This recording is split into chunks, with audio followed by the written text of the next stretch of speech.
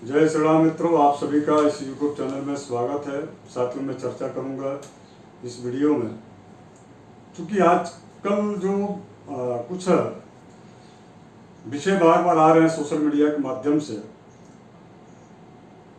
चतुर्थ भाव, द्वादश भाव यानी कि 12वां कुंडली का, और इसके बाद से अष्टम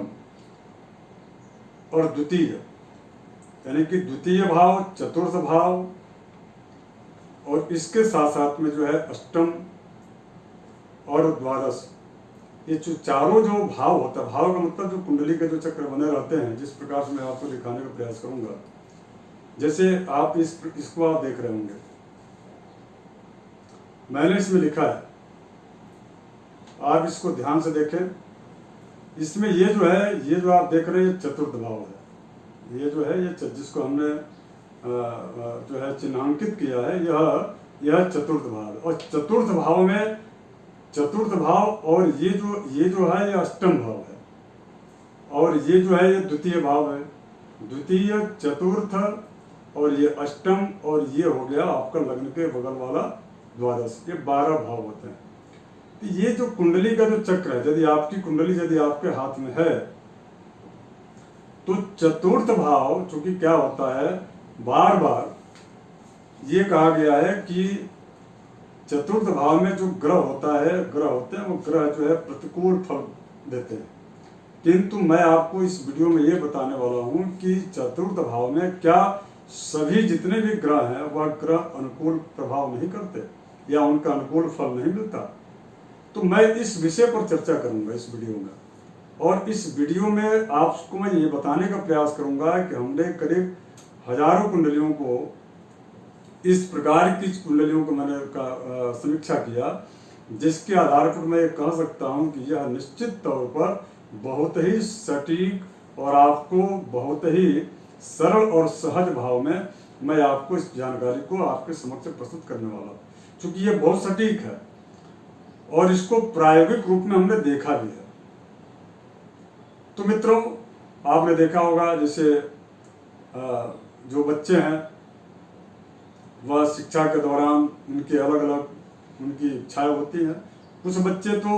एनडीए इत्यादि क्षेत्र में जाते हैं, कुछ बच्चे बहुत छोटे ही उम्र में राजनीतिक क्षेत्र में उनका झुकाव रुझान होता है। कुछ ऐसे होते हैं जो कि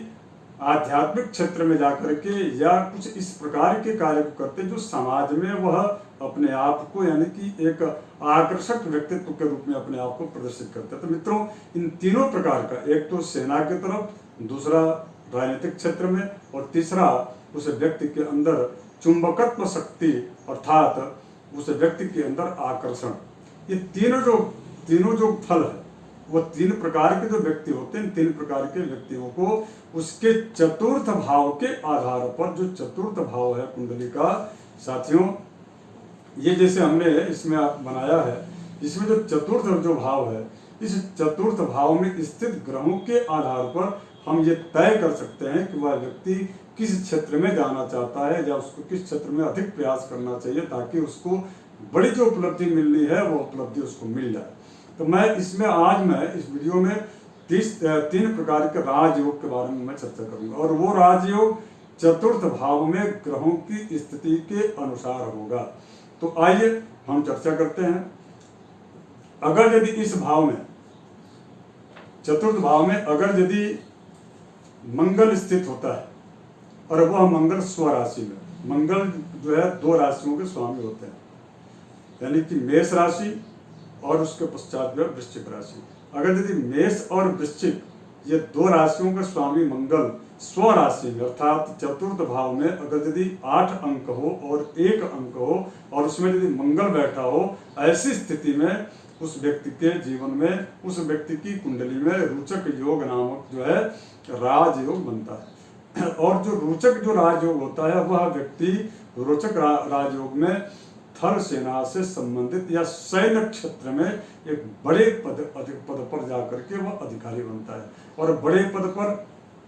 वह अधिकारी इसलिए नियुक्त होता है, और उसका जो कारण है या जो माध्यम है, जो तरीका है, जैसे मान लीजिए एनडीए की तैयारी करके जो बच्चे बड़े जो है अधिकारी पद पर सैन्य पद क्षेत्र में जाते हैं, तो वह स्थिति इस प्रकार की यदि चतुर्थ भाव में मंगल स्व राशि का हो, यानी कि मेष राशि या वृश्चिक राशि का हो, या अंक में देखा जाए तो चूंकि 8वीं राशि यानी 8 अंक हो और यदि 1 अंक हो, उसमें यदि मंगल बैठा हुआ तो निश्चित तौर पर वह व्यक्ति थल सेना के जो है में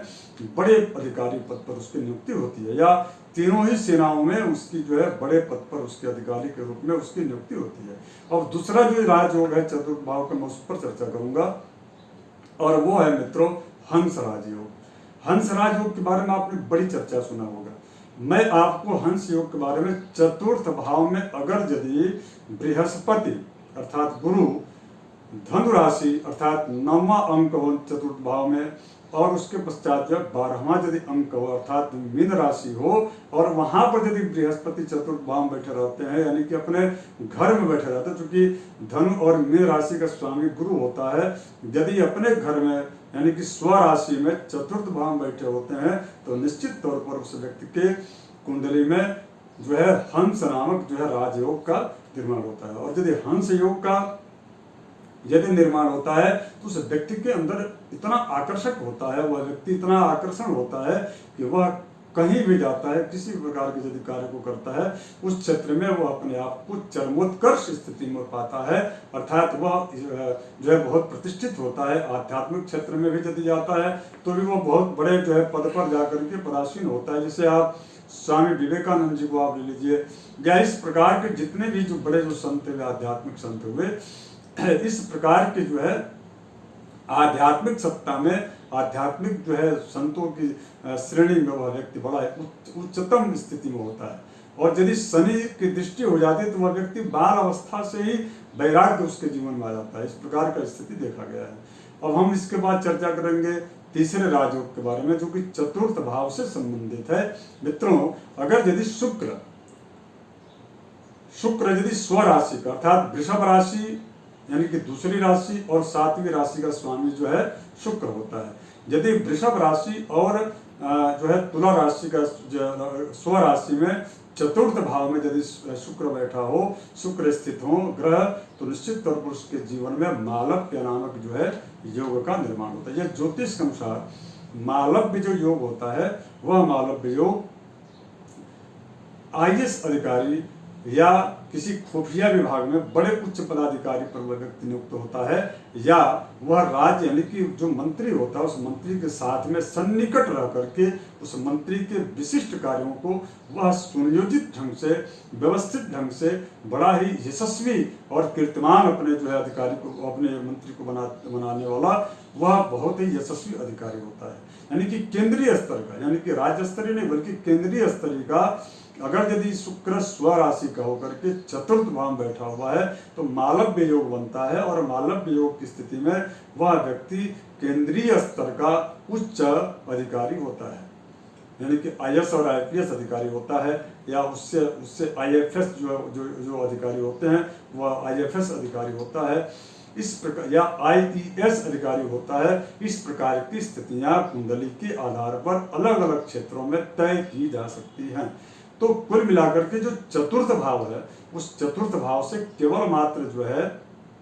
नकारात्मक ही प्रभावकारी ग्रहों की स्थितियां नहीं होती हैं, बल्कि उसमें शुभकारी भी होता है और बहुत ही अच्छे अच्छे फल को प्राप्त होते हैं। और 3 में राजयोग के बारे में आपको बता दिया। अब इसके पश्चात मैं अगली वीडियो में भी कुछ विषय लेकर उपस्थित होऊंगा। मैं आप सबसे आग्रह करता हूं मित्रों, यदि आपको ये वीडियो अच्छा लगता है तो निश्चित रूप से आप इसको शेयर करें, लाइक, और जो अब तक जो हमारे चैनल को सब्सक्राइब नहीं कर पाए हैं